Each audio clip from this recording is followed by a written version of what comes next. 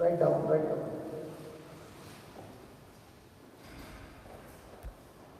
The word mercy means I have made mistakes, and because of the mistakes that I have committed, I deserve to be punished.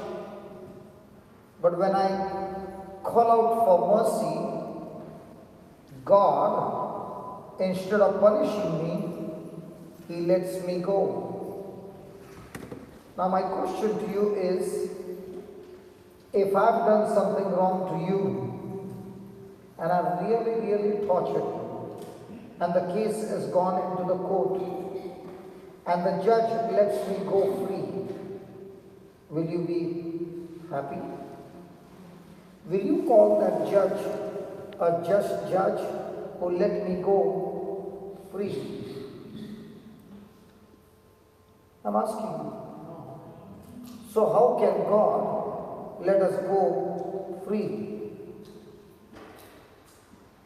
The word mercy is that He does not punish me, but He lets me go free.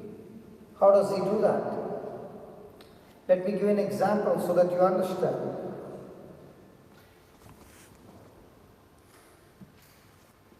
I and my brother Vincent, we are both going by car, and there's an honest cop who finds us jumping the red light and stops the car.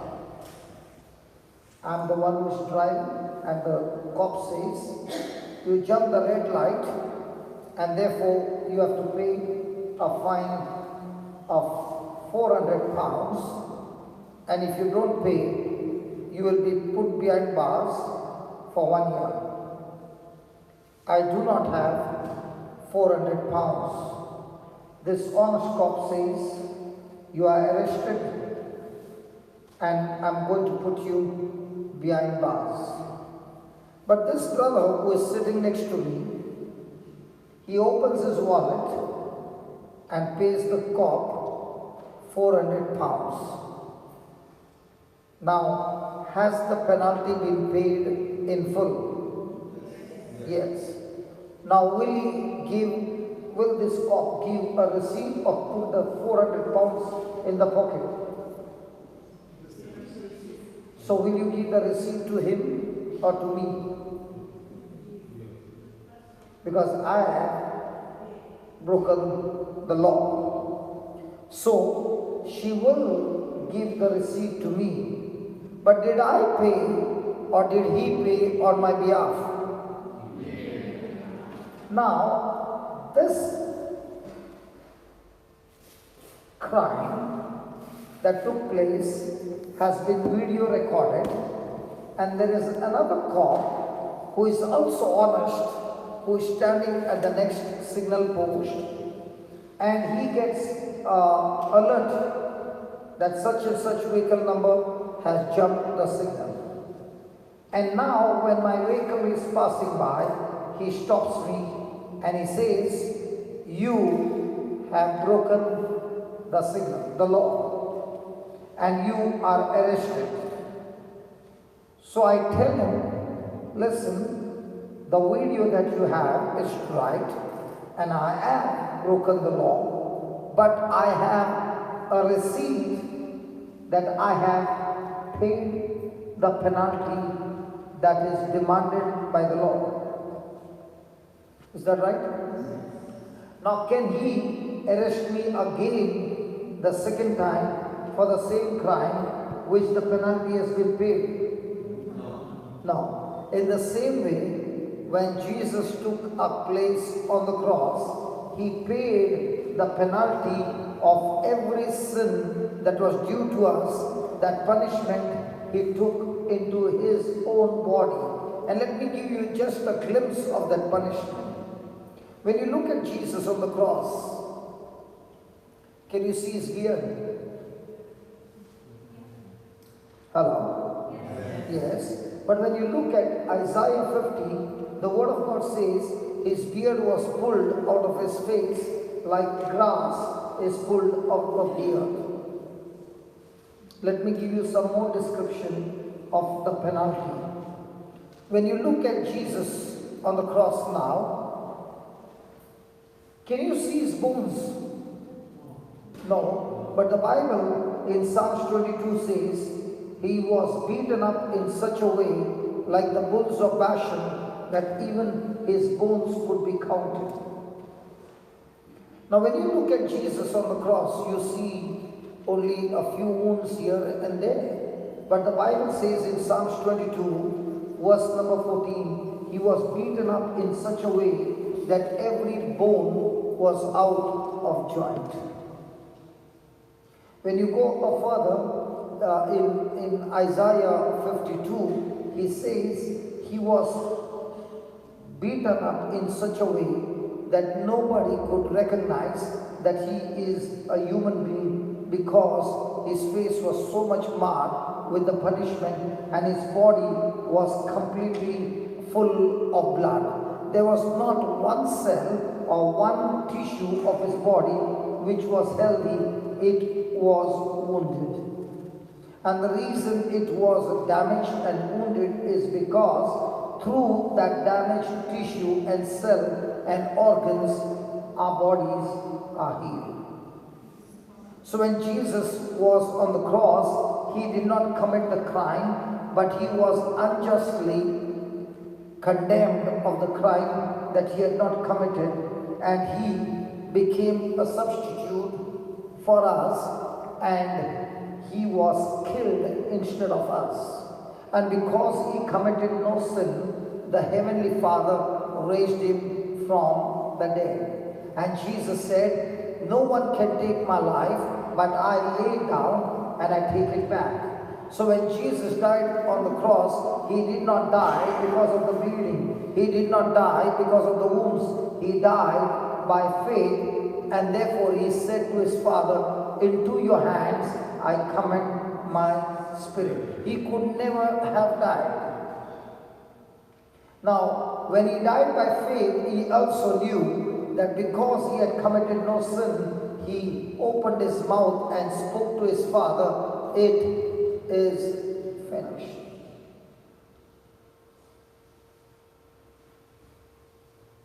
And Jesus rose from the dead. And after he rose from the dead, before he could leave this planet Earth, he gave us the receipt called the Bible, and that receipt speaks about his substitute sacrifice on the cross. And the Bible says, Satan, the accuser, is accusing us day and night before the Father of our crime. And how do we overcome every claim of Satan? The Bible says we overcome Satan in the book of Revelation, chapter 12, verse 10.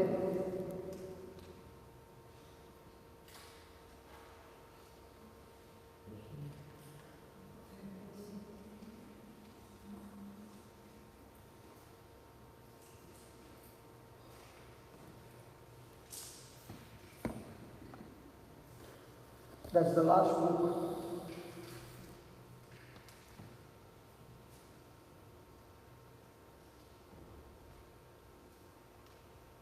Chapter 12, verse 10.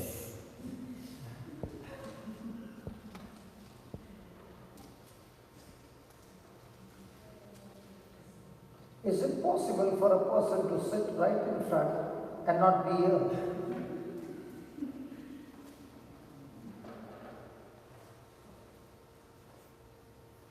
You got a lot of friends around you. Maybe I'll see you after the class. And I heard a loud voice saying in heaven, now is come salvation and strength and kingdom of our God and the power of his Christ. For the accuser of our brethren is cast down. For the accuser of our brethren is cast down, which accuses them before our God day and night. So Satan is accusing before God and saying, this person has done this crime. This person has disobeyed you, God, and therefore this person legally, according to the law, has to be punished. I have legal right to destroy their lives. Because they have disobeyed you and they have obeyed me. And God is a just God. He has to abide by the law. But look at how God won the battle for us on the cross through Jesus. And they overcame him. Who is that him? Satan. Very good. They overcame Satan by the blood of the Lamb. Now, in heaven, according to the book of Revelation, there's a court. And in that court, the Father of our Lord Jesus Christ is the justful judge sitting over there. And the accuser is on one side. You are the person who is going to face this music when we leave this planet Earth. We are all going to face it. And on the one side, and we also have the same thing happening on this earth before we leave this planet Earth. And there are so many of us who have not experienced victory because we are deceived by the devil. Now watch this. At this very moment as well, there is a fight taking place, and Satan is saying to the judge, the Heavenly Father, that this person has disobeyed you, and according to the word of God, according to the law, when a person disobeys, he deserves to be cursed and destroyed. That's what the law says. Now, here is a solution that God has made for us, and the Bible says we overcome every claim and every accusation of Satan by the blood of the Lamb. In other words, when Satan is accusing our brother, the advocate, Jesus Christ of Nazareth, opens his mouth and tells his Father what Satan is saying is right, but the punishment that was due on these people, I have been illegally, unjustly condemned to death, and the punishment was put upon me, and the penalty has been paid in full by my own life and my own blood. And therefore, this person should be set free. And the judge says, not satisfied. When Jesus opens his mouth and fights the battle for you, the judge says, not satisfied. And why does he say not satisfied? Because in the court of law in heaven, the Bible says there has to be 2 witnesses. Now when Jesus opens his mouth and speaks on your behalf, he is the only witness there, and the judge says, not satisfied, I want one more witness in the box who can bear witness to what you are saying. So now you are called into the witness box, and you are asked the same question: have you committed this crime? What would be your answer?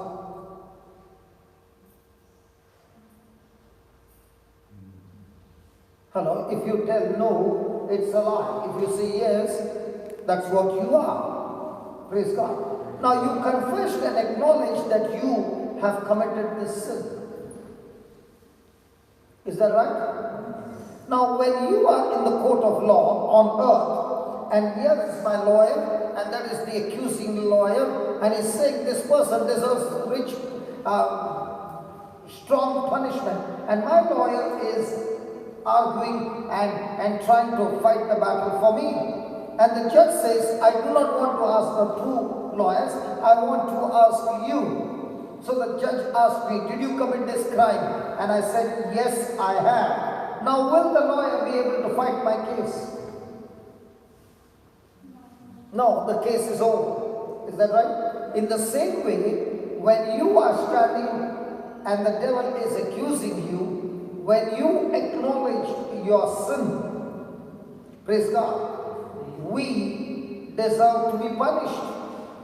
But you don't end up over there. after acknowledging the sin that you have done, you must open your mouth and acknowledge what Jesus has finished for you on the cross.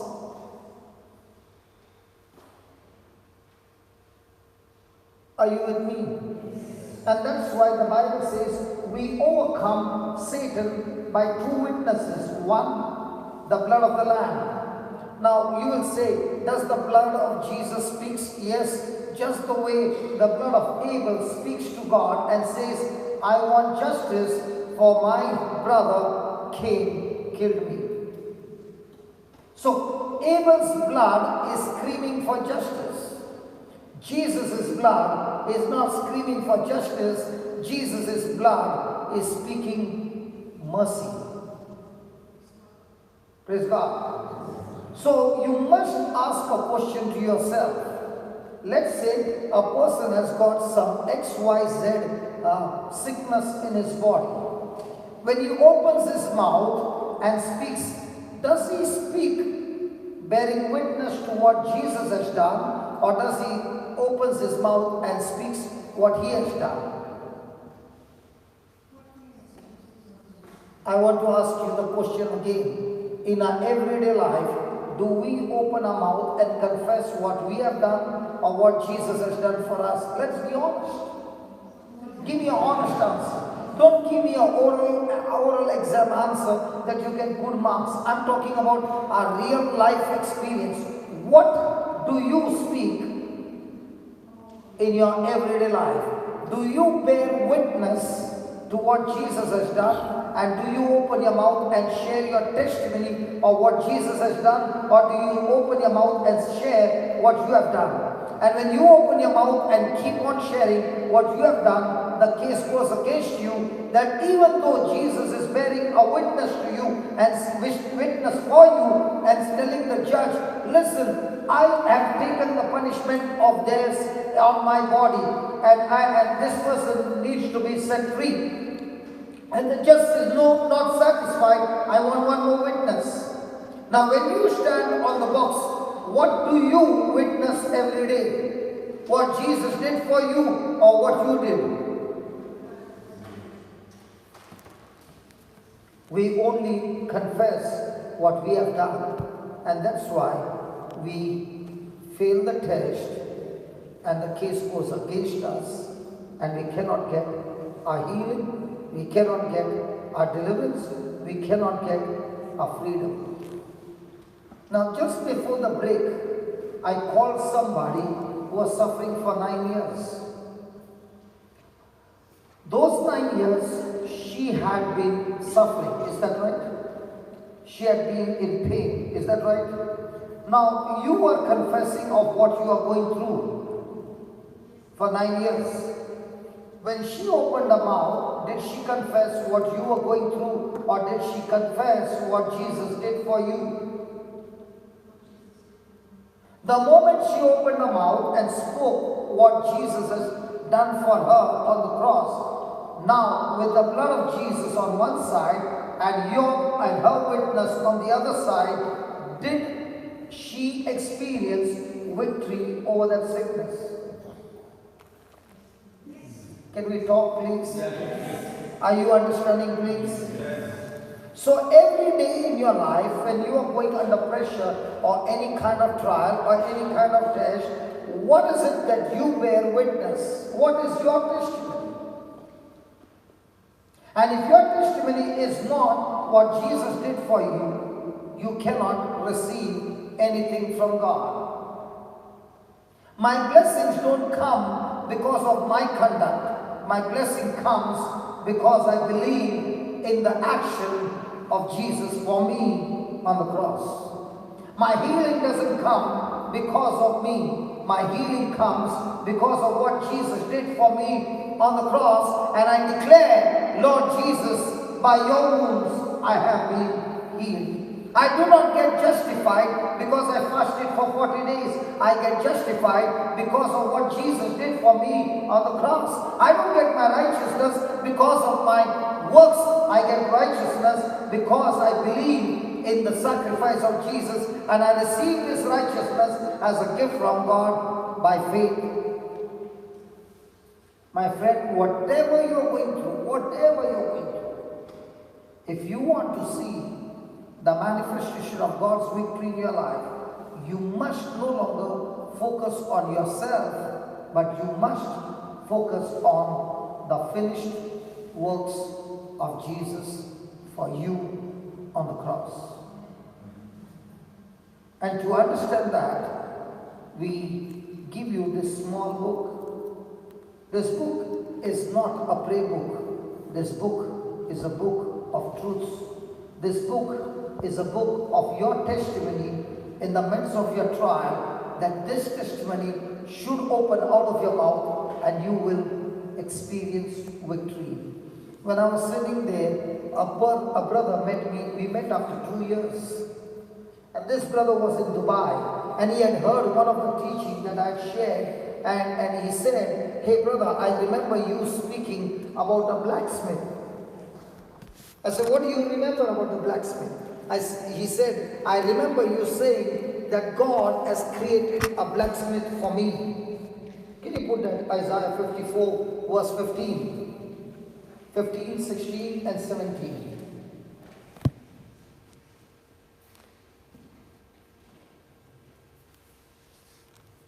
54, 15,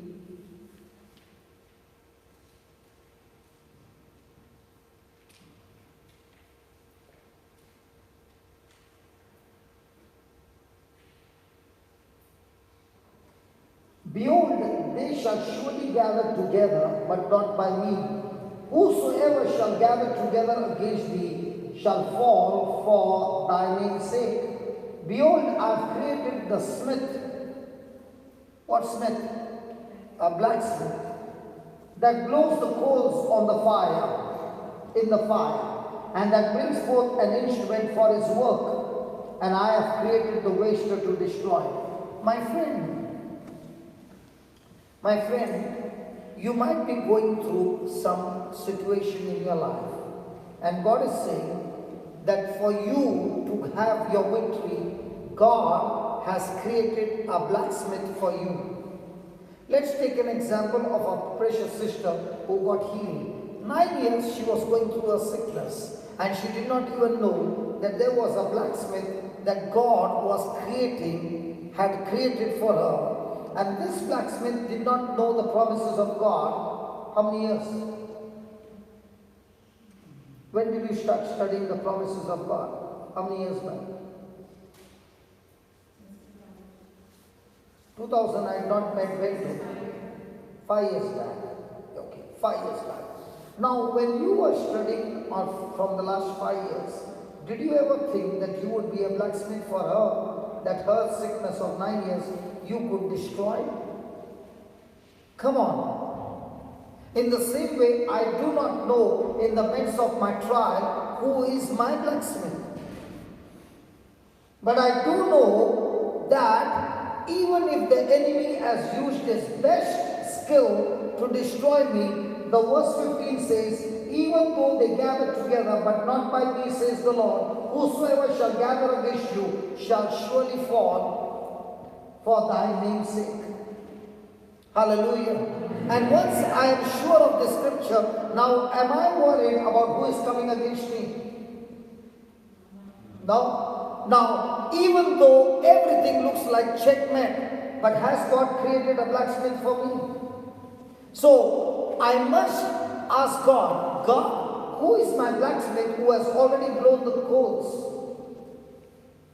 So when you were studying the Word of God for the last 5 years, God was preparing you to be a blacksmith for that lady. In the same way, tonight as you are sitting here and studying the Word of God, God has made you a blacksmith for somebody else whose life is going to change because of you. And just as you are the blacksmith for somebody else, there is somebody else who is a blacksmith for you. Now, what does the blacksmith do? He takes a piece of iron makes it red hot, and then he beats on that iron and makes it into a weapon. In the same way, tonight as you are studying the Word of God, you are being turned into a weapon against the enemy called Satan. Are you understanding? I did not know that when I was going through a depression, that God would take me to a blacksmith who used the tool and set me free from depression. Then came another blacksmith who began to teach me the Word of God. And as he began to teach me the Word of God, I became a blacksmith. And today, if anybody has to say, hey brother, how many people do you think you have touched? I can say without a doubt, in millions. I want you to just imagine, if one blacksmith is blowing the coal. Blowing the coal means getting into the Word, studying the Word, renewing the mind on the Word, sitting with the Holy Ghost and telling the Holy Ghost, can you teach me how this works? And when you begin to use that same teaching on your own self and getting transformed, now you become a weapon. And that's why the Bible says, no weapon fashioned against me shall prosper. Why? Why? And every tongue that rises up against me in judgment, I shall condemn. This is the heritage of the servants of the Lord, and their righteousness is of me, says the Lord. And this brother comes and says, hey brother, I left Dubai, my wife came here, and I was jobless. And when I was jobless, I said, Lord, I do not know where to go and whom to turn to. But I know you have kept a blacksmith who is supposed to fight my battle and get me the job. So day and night he began to say, Lord, in your name I'm talking to that blacksmith to come quickly in my life. And he began to pray in tongues. And he said, brother, the blacksmith teaching has been such a blessing to me. Every time I'm going through some issues in life, I keep saying, hey blacksmith, where are you? And the very thoughts which were coming against me had no power over me, because now the weapon that I have is much powerful than the weapon of the enemy. And he said, an unknown stranger just got connected with me through somebody, and this lady looked at me and she said, you have been working in Dubai? And he said, yeah. Can you send your CV to me? And he sent the CV, and this lady did everything possible, and he got the job, and the job is excellent. And he said, if I had not known this teaching, I would have been struggling, knocking at door after door. Instead of knocking at the doors, I started knocking heaven, praise God, and thanking God for the blacksmith. And I did not know who the blacksmith is, but God brought that blacksmith in my life, and it changed my future.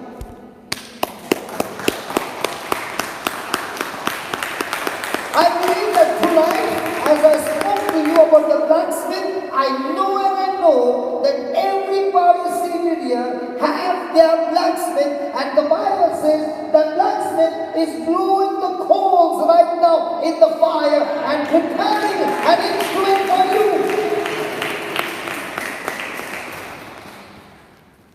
The blacksmith can be a doctor. The blacksmith can be a counselor.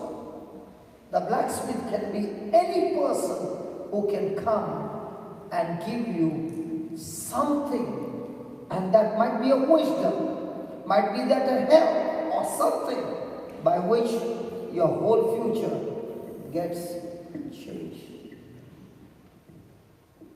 Now right now my brother is sitting there and is doing the recording, and he doesn't even know as he's doing the recording that what he's putting labor on, when it goes on the YouTube, and then somebody in some part of the world who is watching it and is saying, oh my God, I got it. And now the person begins to use the Word of God and is set free. Now he doesn't even know how many people in his lifetime he has been a blacksmith, because he was extremely cautious in recording what was spoken.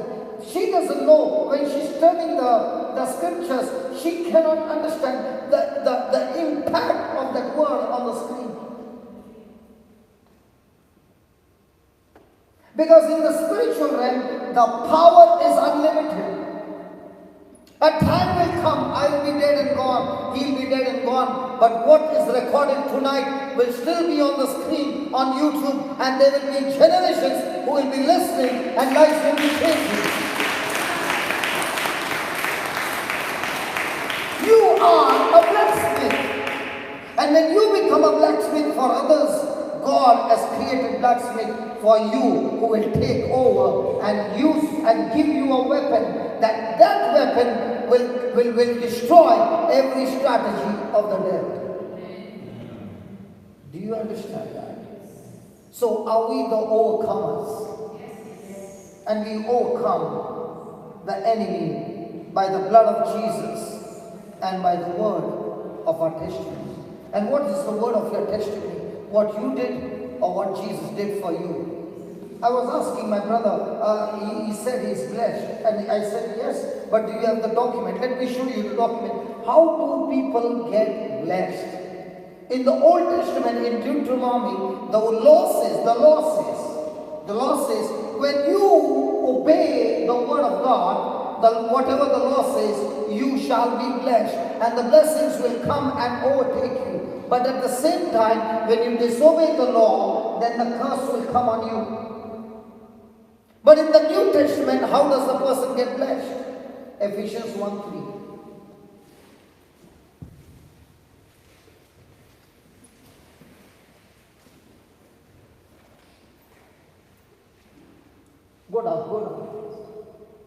Go down. There comes Ephesians 1:3.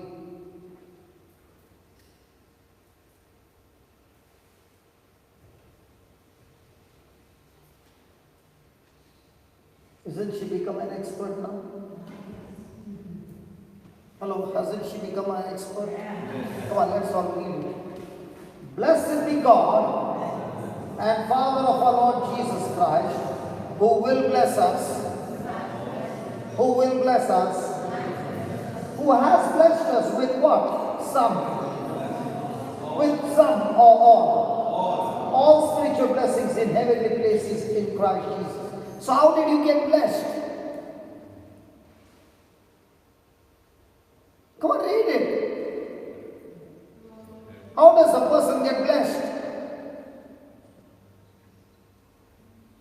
I don't know about what you think, but I'm talking to you from the Word of God. How does a person get blessed?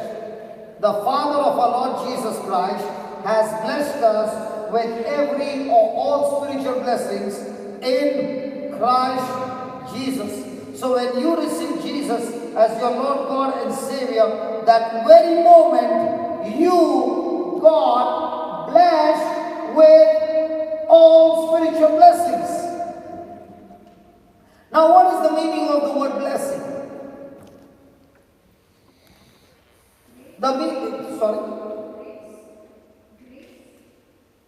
Grace is the power of God, but what is blessing?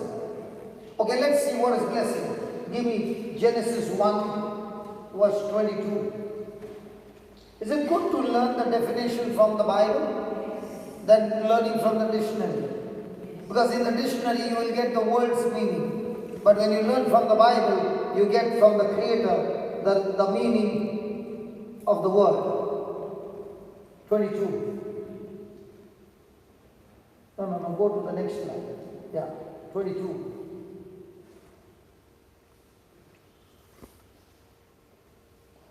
Can you just shift a little, baby? Some of the words are... Yeah, too much. Okay, there's no in between. Okay. And God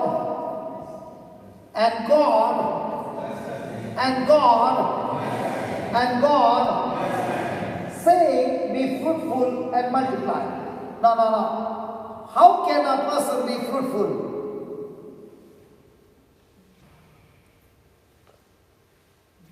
By being blessed. How can a person be multiplied? By being blessed. So what is the root? Blessing. What is the fruit? By becoming fruitful, multiplying, filling the waters in the sea, and having everything that God has given, it starts multiplying. So what would you call blessing? Blessing means being empowered to be victorious. Blessing means being empowered to be successful. Blessing means empowered to bring forth supernatural, God kind of result. Now, is the Bible saying that the Father of our Lord Jesus Christ has empowered us? Has He empowered us with success, with prosperity, with victory? So, if He has blessed us, then why are we all the time longing for blessing? Okay, let me put it this way so that you understand. You have got 60 pounds in your pocket. And you went with your friend to a restaurant. And the friend has no money. How much of food will you order? 100 pounds? 80 pounds? Then how will you order? According to what you? The problem is, we never knew that we are blessed in Christ Jesus, and therefore we always think, I have to do this, and this, and this, and this, and this, and this, then God will bless me. And God says, absolutely wrong. Because you believe in the works of my Son Jesus, I give you my blessing as a free gift. Hallelujah. There's only one person saying hallelujah. The others did not like it. You know why you did not like it? Because man's nature is, I've done it. I sweated for 40 days and 40 nights with fasting, and then God empowered me. Absolutely wrong. And when a person has got that kind of a mindset, that person is struggling to get more and more from God. And he says, if I get up in the morning at 3 o'clock, the hotline is free. Because at 3 o'clock, God answers all prayers. As soon as it becomes 4, He says, you are too late. We have got all kinds of things that we think, which is not at all according to the Word of God. According to the Word of God is, you believe in the works of Jesus and step out in faith, and the work and the power of God and the blessings of God will begin to manifest. Do you know when people get frustrated? Because they are trying their best to get from God using their works. For example, if I kneel down and I lift my hands, then God will be pleased with me and He will give me. Listen, I don't kneel down because I can get something from God. I kneel down because I love Him. He is my Lord. When you kneel down to receive something from God, you get tired. When you kneel down because you love Him, you don't even know how many hours you are kneeling down. Are you understanding the difference? I'm not doing these things because to please Him. I'm doing these things because He has empowered me to do these things.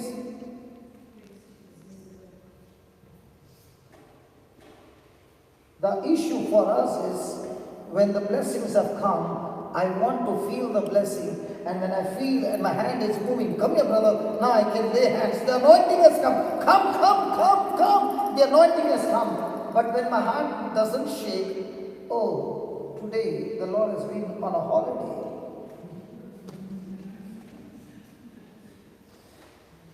He did not say the promises that He has given us is based on feeling. He said the promises I've given you is based on your believing. If you look into the Bible, you will be sure that every promise in Christ Jesus is in past tense, and our prayers are always in the future tense. Lord, bless me. And He said, you mean to say I'm telling you a lie?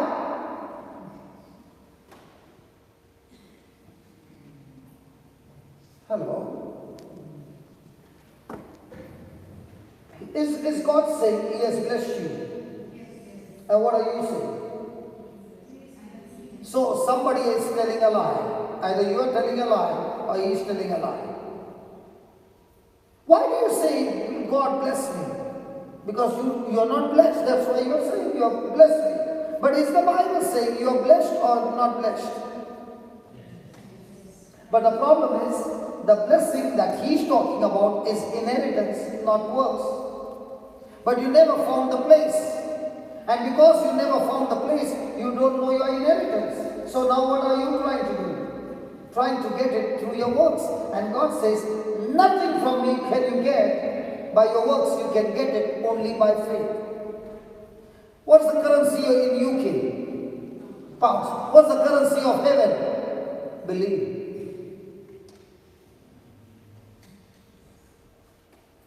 If you've got pounds, can you purchase? And if you've got plenty of pounds, can you purchase plenty? In the same way, when you got believe in the promises of God, everything that is in the storehouse of God can be downloaded absolutely free as a gift from God by faith. Hallelujah. Nobody likes it. Amen. Man will never like this. Do you know why? Because the nature of man is boasting. I went there, brother, and I laid hands on that person, and I want to tell you, I felt the power of God just come. It's all about I. And God says, I do not share my glory with anybody. It's my son. It's my son.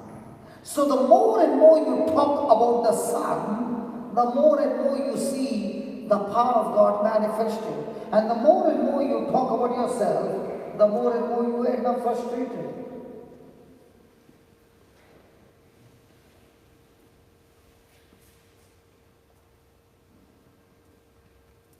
Hallelujah. Hallelujah. Any word coming out of my mouth to God, and it doesn't align with the word of God, is never a prayer. Again. Any word that comes out of my mouth, which does not align with the word of God, is never a prayer. So what is a prayer? A prayer is when a person speaks to God back his word, believing, is called prayer. So most of the time, do we speak the word believing in the word, or do we speak believing in our senses? Now let's say God, okay, let me put it this way. Is God going to bring good things in your life? That also they don't know. No. Come on, is God going to bring good things in your life? No. Yes or no? No. Why are you always a rebel? Is God going to bring good things in your life, Baba? Yes. Puta? My Shanu? My Raja?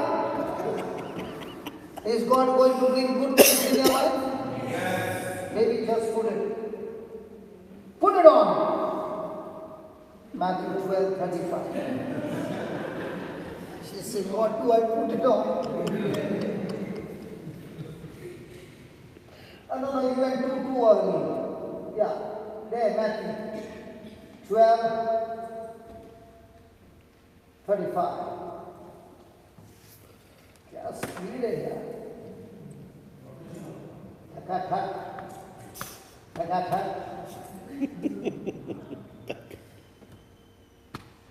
35 maybe.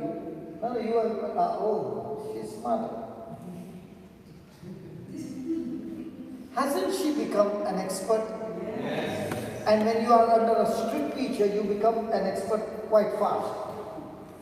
And if you are under a teacher, alele kuttu chinu. Friends can only comfort you, they cannot change you. enemies will change you. Your test in your life is your enemy, and that test will challenge you to change. Because if you don't change, anyway, the enemy will kill you. Either you change or be killed. Either the enemy will be killed or you will be killed. But one person has to die. So which one is better? That you learn to kill or get killed? Okay, let's start. Shall we read? Yes.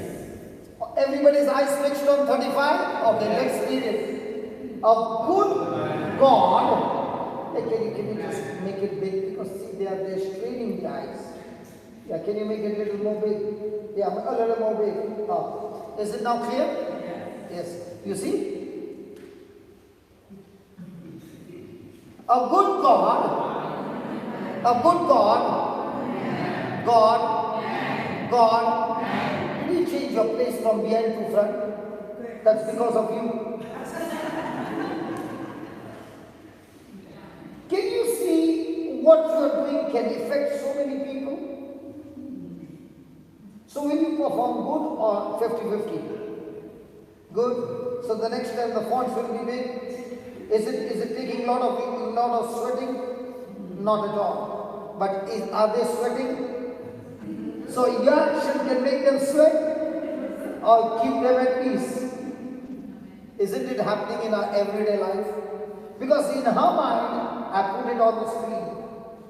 The person sitting behind is grumbling. She has to click 2 more clicks and it will be so good. But she wants 2 clicks less. Isn't that our life? And then comes misunderstanding. And when that misunderstanding comes, in the mind is cooking steam. And some of them are even looking at you and saying, isn't this life? But this baby, does she know what is cooking in your mind? She's saying, I can see from you very clearly. And they're saying, you get up from there and look behind. So, coming back, a good God, a good God, a good man, out of the good treasure, good deposit of the heart, brings forth what? Brings forth what? And an evil man, out of the evil treasure of the heart, brings forth evil things. So who is supposed to bring good things in your life? God. Very good. No, who is supposed to bring good things in your life?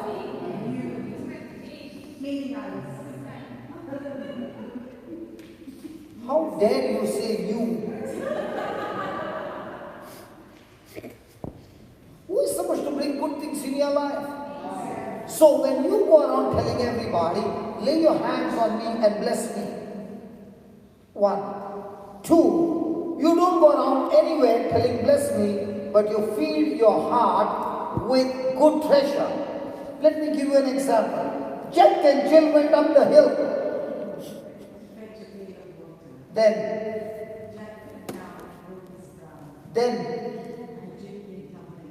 how many years back you learned that?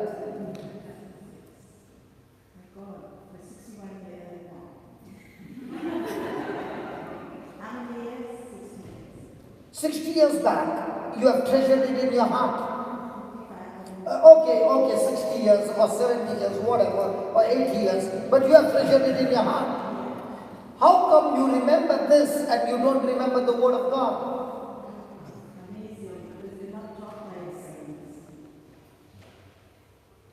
What? They teach you ABC, but they don't teach you the word of God. So what is very important?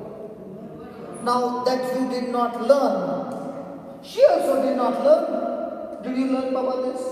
Or did you learn today? Did you practice? Say yes, no. Did you get control over it? Did you get success? Tell her you can also learn. Tell her. Tell her. Tell her. Did you tell her? I did not hear. So if she can learn the laptop, can you learn the word of God by heart? And let me tell you, those who learn it by heart. Okay, let me put it this way. When you make deposit of your savings every month, might be a small amount. Okay, after 1 year, will it grow? Yes. Every month, small. And one day you are in extreme need. Can you take it from the deposit? In the same way, the Lord is saying, a person who is having a habit of using the word of God and depositing in his heart, such a person will bring forth good things.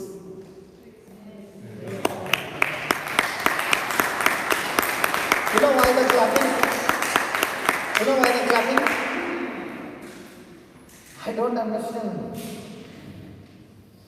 When I was talking about the finished works of Jesus and what he did for you, nobody clapped. But when I spoke about you planting the treasure in your heart, and that will bring good things in your life,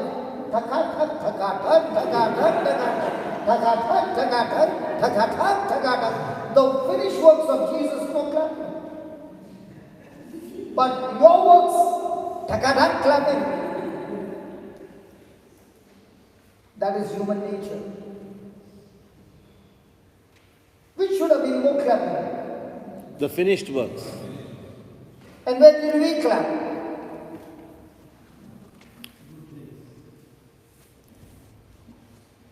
I'm not pointing finger to you, but I'm just making you understand. When we understand the finished works of Jesus, day and night you can clap, and it will still not be enough of what he did for us on the cross. Now my question to you is, are you a good man or an evil man? Okay, let me give you an example of an evil man. Who do you think will be an evil man? Maybe she'll say, why is he looking at me again and again? Okay, let me ask somebody else. Who is an evil man? Me. Very good. Straight away say, who are evil man? Who is an evil man? Yeah, you put your hand up. Yeah. Somebody was rude.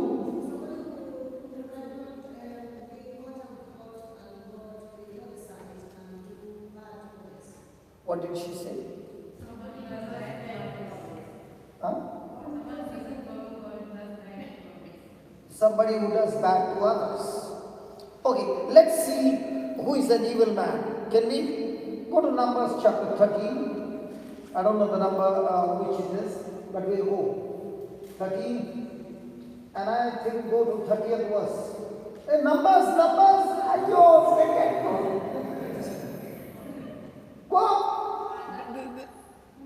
Yeah, got it? 13.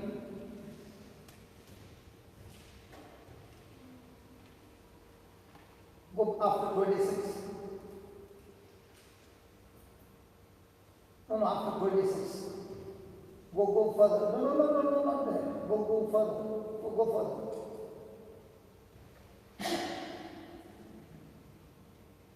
Yeah. 32. 32.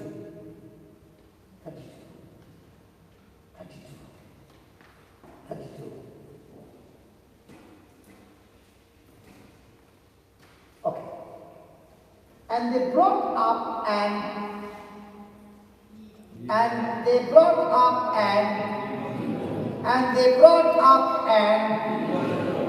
now let's see.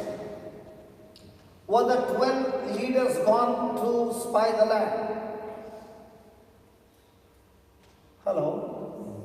There were 12 leaders chosen by Moses to go and spy the land and come back with a report. So they came after 40 days. They brought some sample of the fruit and they said the land is flowing with milk and honey. Then they said there are giants in that land. What did Caleb say? Let's go and take over the land. They said these giants are so big that we look like grasshoppers. Caleb said, let's go and take over the land. Then they said, these giants are so big that, and they are such huge giant that they eat up people. Caleb said, let's go and take over the land. Now my question to you is, were these people speaking lies?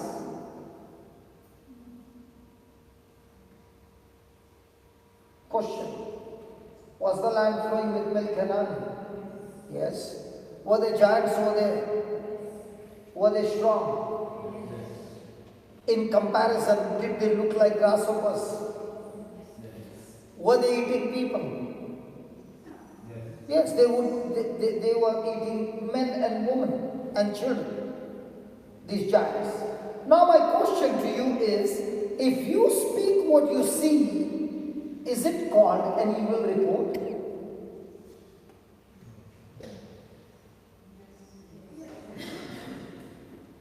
It is never called an evil report. Until. When you open your mouth and speak what you see, it's not an evil report. But when you open your mouth and speak against God's word, it becomes an evil report.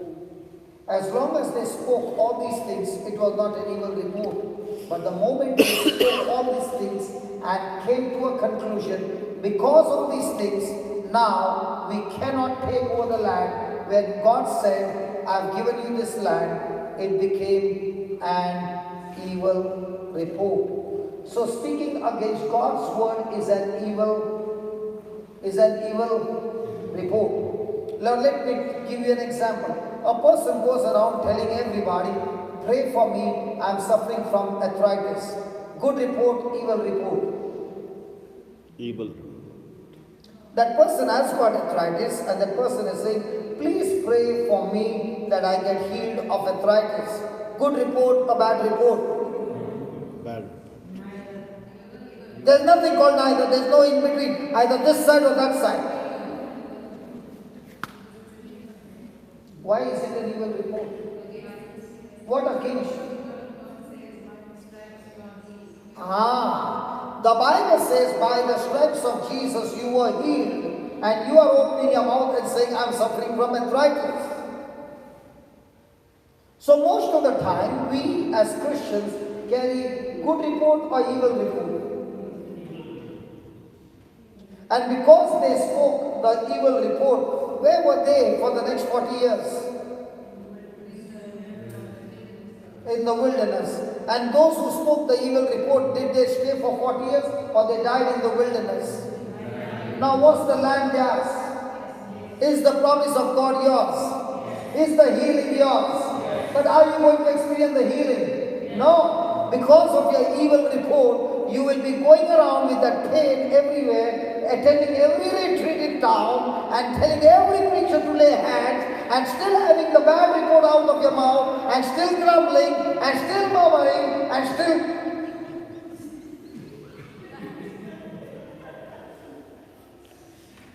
Look into your neighbor's eyes and tell your neighbor, shut that evil report now and forever. Shut that evil report now and forever. Shut that evil report now and forever. No.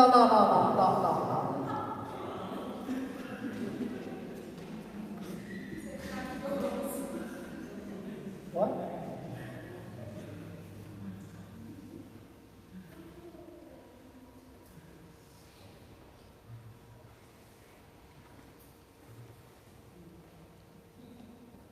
Praise the Lord. Praise the Lord. So do we carry evil report?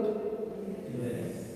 So are we having a virus called, contagious virus called fear, worry, anxiety, Stress?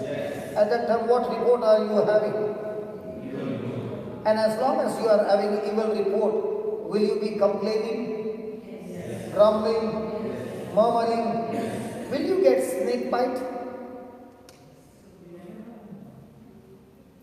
Oh, you never know? I'm not talking about the physical snake bite. I'm talking about every bite.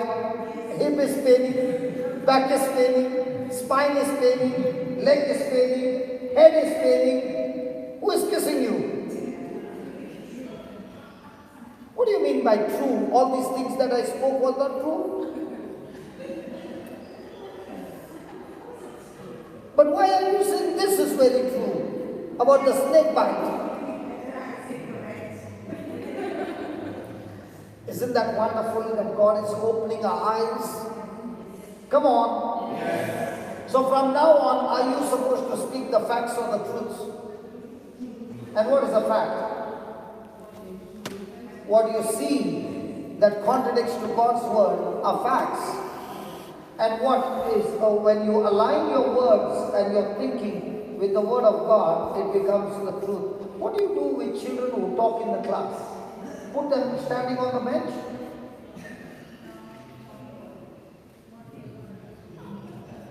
Next time you turn the camera, I'm going to put 2 students on the bench.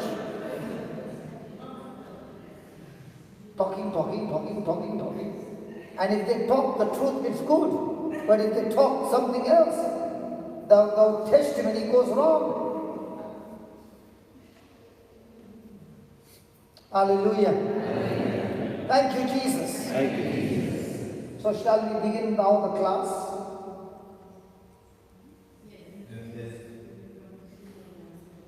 I was just speaking about the mercy. Now, do you understand what is mercy? I deserve to be punished, but God, in His mercy, cancels the punishment and gives me grace. So what is grace? When God gives me something that I don't deserve, is called grace. What is mercy? When God does not give me what I deserve, is mercy. I deserve to be punished. He does not give me because of mercy. I don't deserve to be blessed, but He gives me the blessing. It's called grace. Do we need both mercy and grace? Yes. Is that clear? Hello, is that clear? Yes. Do you know when you... let's put it this way. What is the most important thing that man needs?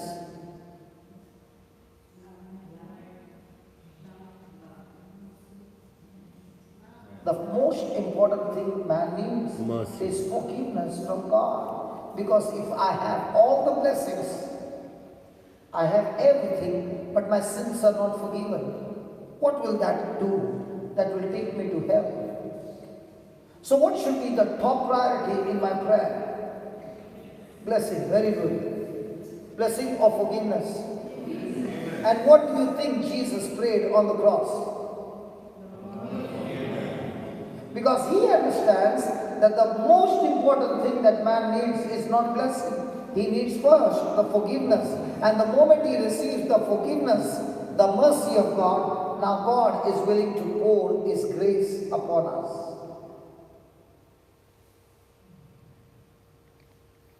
Hallelujah. Hallelujah. Thank you, Jesus. Thank you, Jesus. Now let me show you how is our Christian life.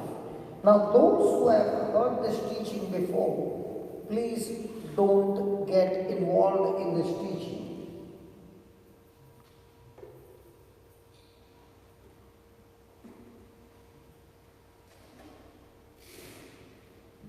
This is euros, right?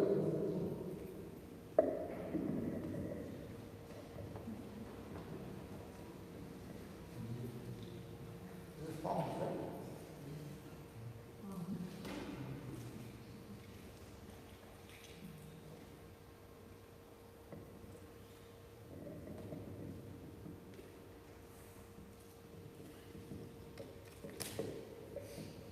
Is this your currency?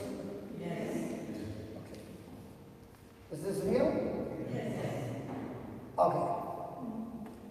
This 10 pounds, I want to give it to you. What did somebody say? Praise God.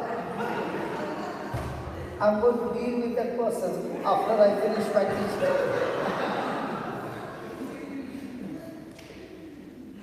I said, I'm going to say only 3 times. I said, I want to give you this 10 pounds. Okay, let me increase it.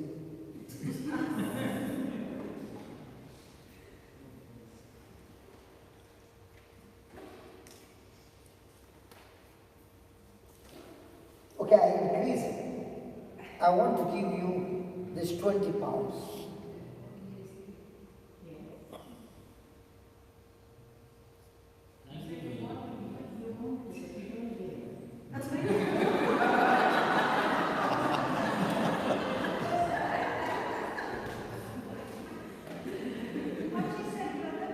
She says, I want to give, but you don't give.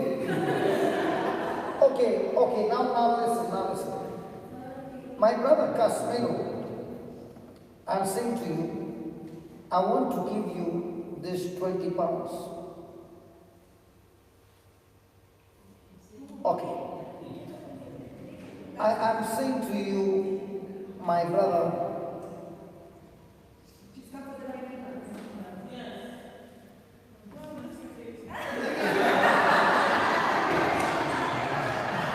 what happened?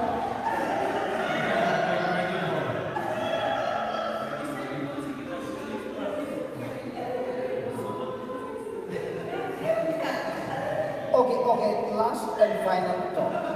Okay, I want to give you this 20 pounds.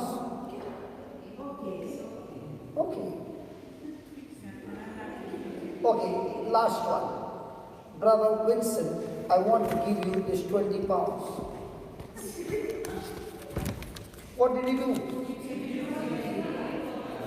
Oh, you have changed the place for the 20 pounds?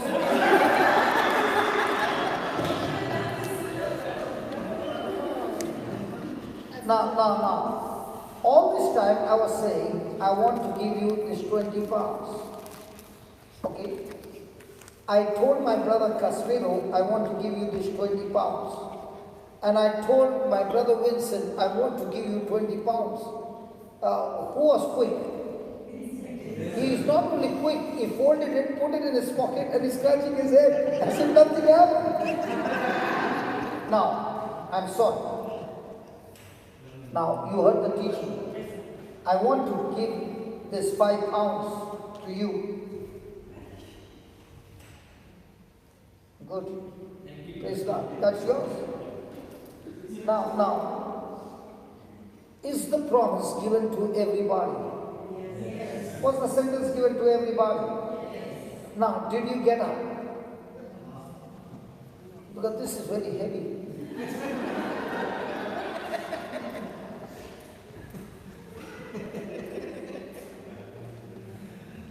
And that is what is happening in our life, that we keep, no, it's yours, don't worry. I don't want you to even think, no, haven't I lost 25 pounds to just give a teaching? Come on. You did not understand my calculation.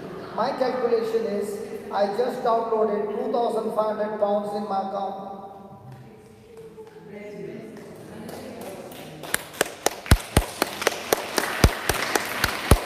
Now with this 25 pounds that I invested, if you understand the teaching right, when I meet you again, you will be saying, thank God for that investment of 25 pounds.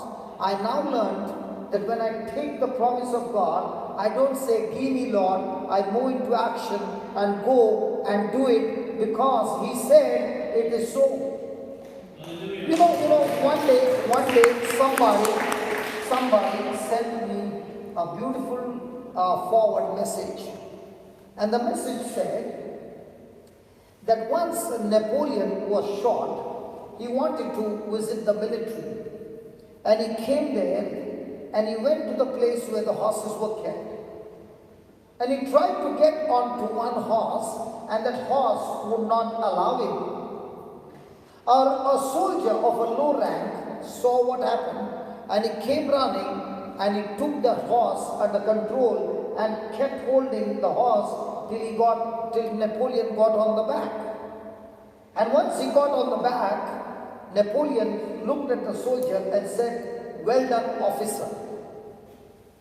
Now, was he an officer or a soldier? A soldier. But he addressed him, "Well done, officer." Napoleon began to move, and the soldier began to move, and he straight away headed for the officer's mess. And there was another officer who saw him with the uniform of a soldier and said, "Soldier, have you gone out of your mind? You are in the wrong place." And he said, "No, sir, I'm not in the wrong place. I'm in the right place." And he turned around and said, "Who told you you are in the right place?" And he opened the door and pointed his finger to Napoleon and said, "He told me who I am." Now when Napoleon said, "Well done, officer," and if that person would have not taken the word and moved into action, can he become the officer? In the same way, when Jesus looks at us and says, "Flesh, can you, if you don't get up from your seat, can you activate that blessing on your life?" When Jesus says, "By my wounds you have been healed," and you say, "Oh yeah, Lord, please heal me." Now, did you move by faith? Now, every person who saw that was saying, "I desire for that 25 pounds. But at the same time, nobody got up. And if you don't get up, you don't get. That's why any person who wants to see supernatural things happening in their life, the answer is in Ephesians chapter 2, verse 8. Ephesians 2, verse 8. My friend, you can attend 10, 20 retreats. You can write down the notes. You can desire for all those things. But the day you get up and move, that's the day you will see the manifestation. If you don't get up, you'll never ever see manifestation in your life. You can be expert on the scriptures. You can speak the scriptures, but you will not see the miracles. Miracles happen when the person heard the message, gets up and moves into action. Ephesians 2 verse 8, "For by grace are you saved through faith, and that not of yourselves, it is the gift of God." So are you saved by grace of God? How many of you say that? Lift your hands up. Good. Are you saved by faith? I saw some people lifting the hands too both the times. Now I am confused. Are you saved by grace or by faith?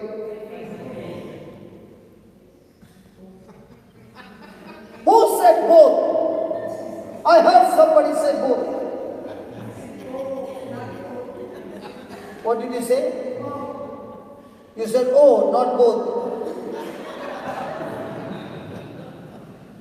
Your answer, both, was right.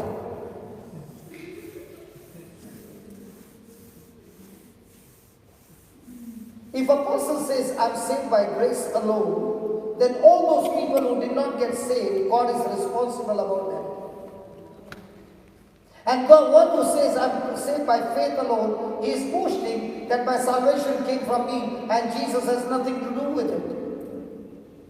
But when a person understands grace is something that God did for me, faith is something that I received from Him as a gift, it's called grace through faith. There is manifestation. And what is the manifestation? The greatest miracle in a person's life. What is that? Freedom from sin, being born again, hell being cancelled, and heaven becoming your eternal home. Your relationship with God being restored. You are adopted in the family of God. And let me tell you, if the devil can't stop that big miracle, when you believe by faith, when the gospel is preached, how do you think the devil can stop all the other miracles? Hallelujah. If you can use your mind and think for a moment, if the gospel is preached and the devil has no power to stop you from receiving your salvation by just believing as a gift from God, do you think the devil can stop all the other small miracles? If he can't stop the biggest of the biggest, he has no power to stop any. How does it work? It works with the same principle. What God said is grace. What I respond is faith. Let me give you an example. You have been called for a wedding, and the buffet is being served, and the host says, "Food is served, please help yourself." And you are sitting in one corner, and you are saying, "Father, I thank you, I praise you for bringing me over here. Now, in the name of Jesus, I speak to that plate. Move from that place. Food be filled and come into my hand. But I will not get this out of the bench. I will sit there in the chair, and you come.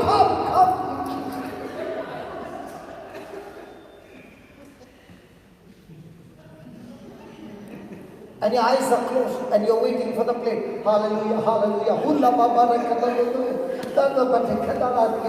2 hours are gone, and somebody taps you and says, "What are you doing?" "No, the plate, hallelujah." They say, "Buffet is over."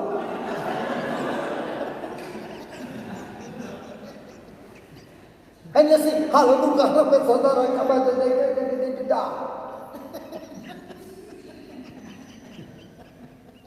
Isn't that our life?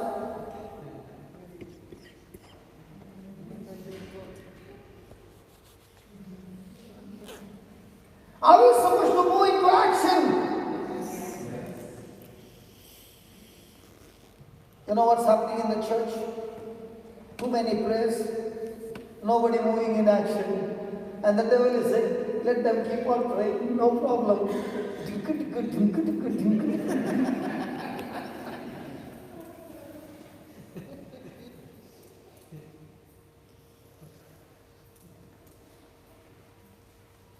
Hallelujah. All those who are sleeping, say loudly, "Hallelujah." Hallelujah.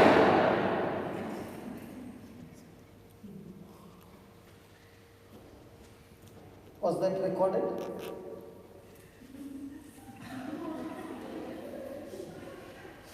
Again, all those who are sleeping, say loudly, "Hallelujah." Was that recorded?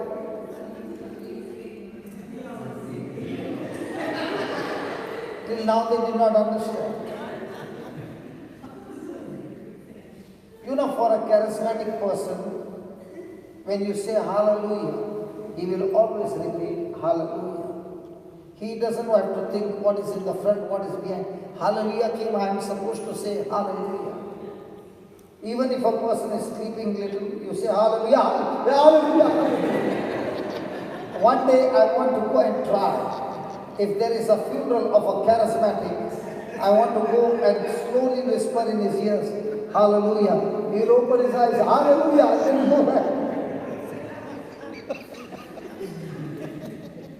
I want to try that. Praise the Lord. All those who are sleeping, say loudly, hallelujah.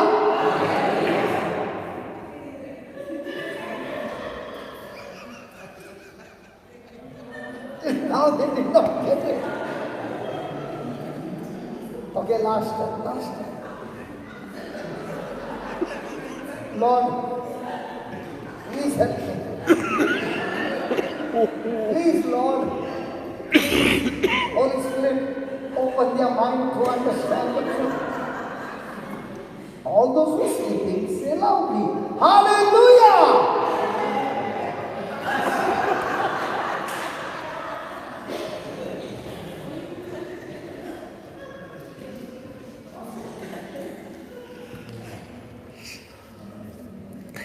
Okay.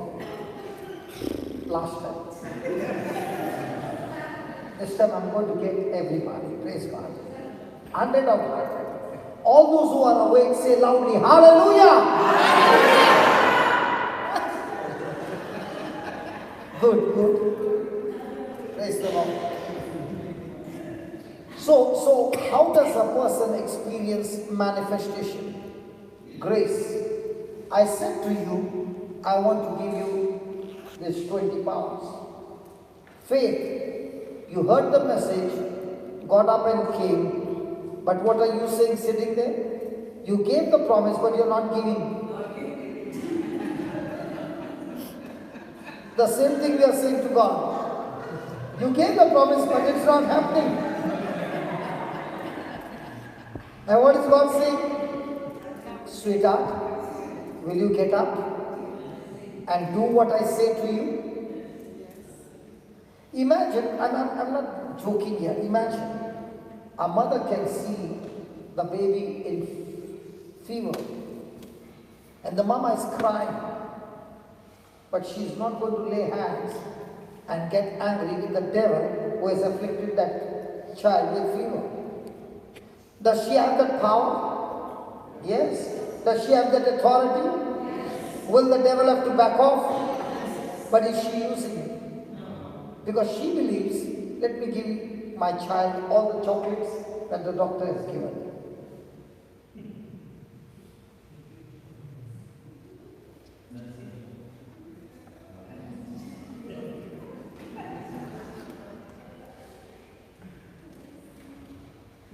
What happened? Let me also laugh. Let me also laugh, no? Huh?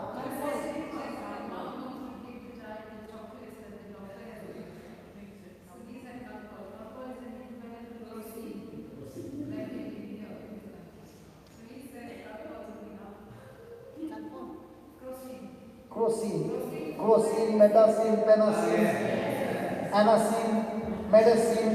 Give your child all sin.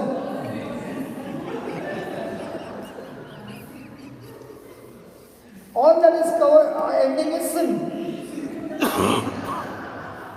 And medicine. Hallelujah. Praise the Lord. So shall we start now? Hebrew, page number 36.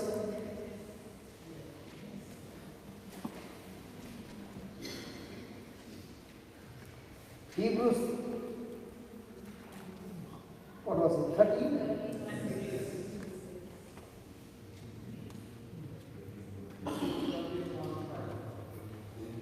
Go down. Yeah, there only, down. Yeah, there. Just about James. There. About James. Hello? 13?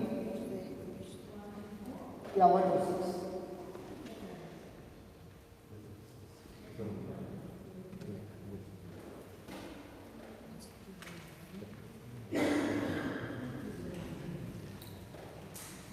Go down.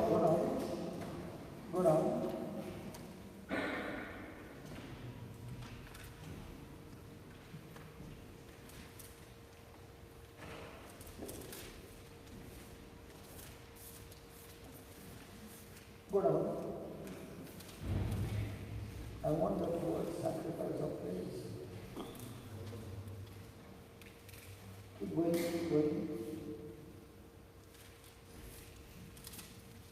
Next.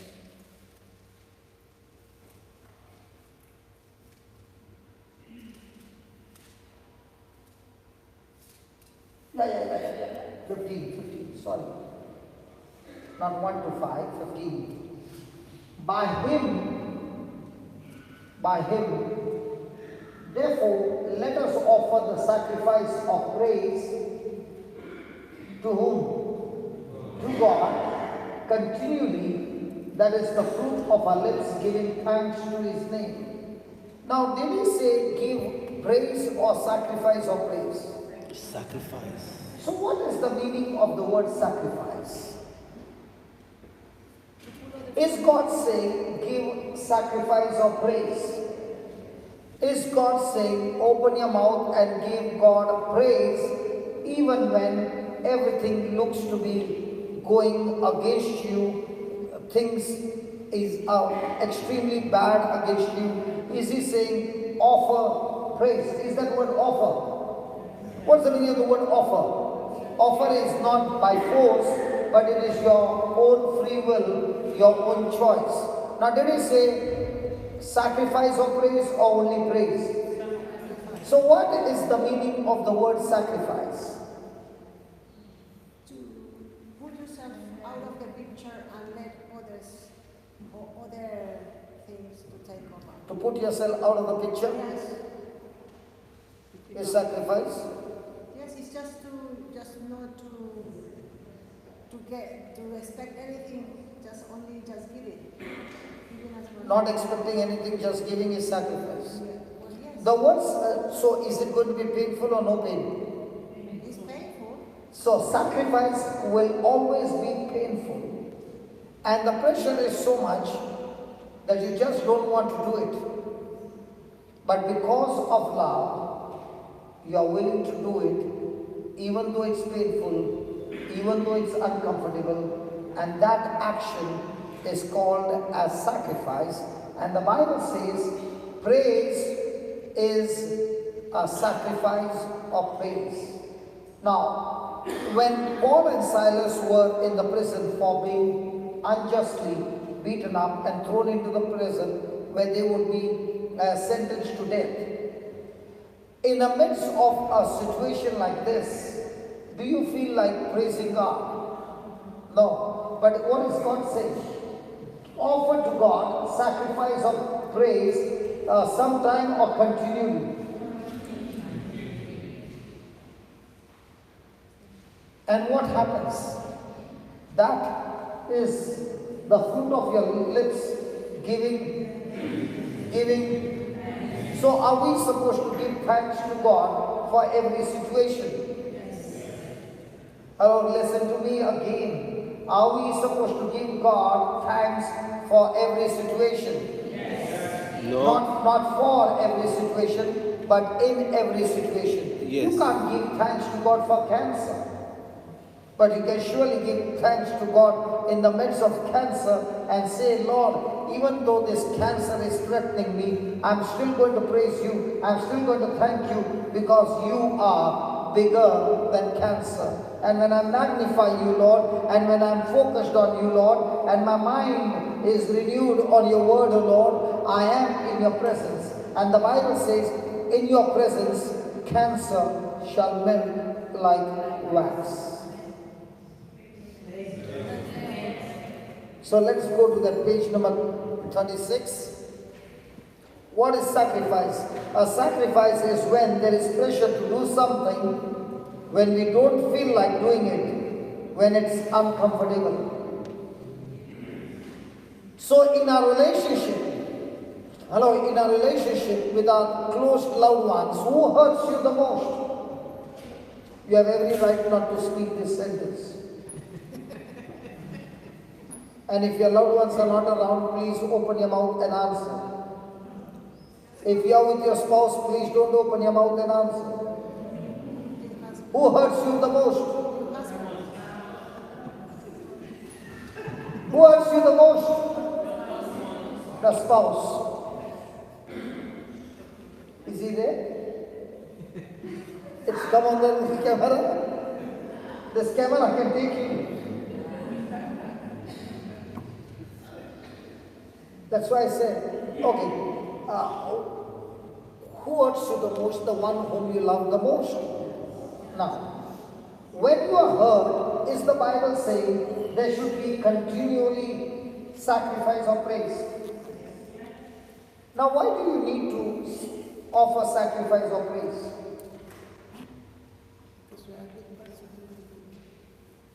Because you are believing that your God is greater than the situation that you're going through. That God is loving you. Even though things look bad, God is still going to work out something by which your spouse will be changed. And for your spouse to change, I need to do my part and God will do his part. Has anybody ever tried to preach to your own family? Don't ever try. Because when you try to open your mouth and preach the gospel to your loved one, it will backfire on you. Did Jesus try? Yes. Did Jesus get success? Were they offended? So when people in your family and you are opening your mouth and preaching to them the gospel, they will get offended. There will be fireworks. So what do you do with your family? Never open your mouth and preach the gospel. Preach the gospel with action of love. And when you go out, what do? You preach the gospel out of your mouth. So what am I doing here?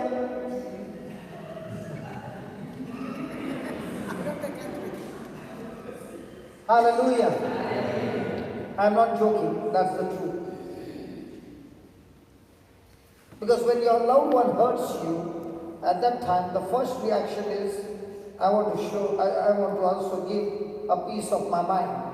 Only a small piece of my mind to bring peace. And then you used your piece of mind to bring peace. Not only the piece went into pieces, you yourself went into pieces. And the Holy Spirit was going on saying, shut your mouth. And you said, no, Holy Spirit, just move. I can handle this case. What was a silly, small, silly, useless thing? The devil blew the coals in such a way, now the weapon has come against you. And what is God saying? When you go through this, instead of focusing on those things coming against you, offer praise and what? Sacrifice of praise to God continually, and that is the fruit of your lips, giving thanks to God. So is God saying it's going to be comfortable? No, it's going to be extremely uncomfortable, but out of your mouth should come praises of God. Hallelujah. Hallelujah. Now why is God saying that? To offer praise and thanksgiving. Because when you offer praise and thanksgiving, that praise and thanksgiving draws your attention on God and not on your situation. It draws your attention on God and not on those people. And when your attention is drawn towards God, your capacity to fellowship with God gets enlarged. And when the fellowship begins to get enlarged, the things that God has planned in your life, that is going to be manifesting in your life, will also get enlarged with it. So if you want to increase your capacity to manifest in your life, you must practice praise and thanksgiving, especially under pressure.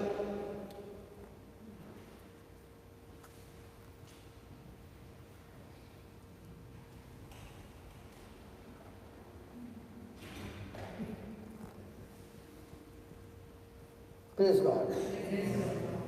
It will expand our capacity to receive more. We must cultivate. Say that, cultivate. Cultivate. Now, is cultivation some labor from my side?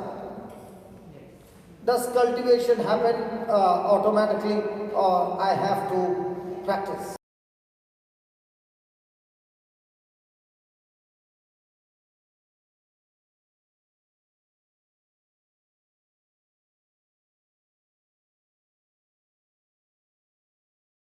Going to take tough labor. In the same way, is it going to take tough labor to get all those hurts and everything aside and give God the sacrifice of praise? And when you do that, I tell you, God gets into the scene. And let me tell you, God dwells in the praises of His people. And when God, the Most High, walks into the scene, the Most Low, who has been stuck to you like a chewing gum, begins to flee. Thank God somebody said, praise the Lord. Hello?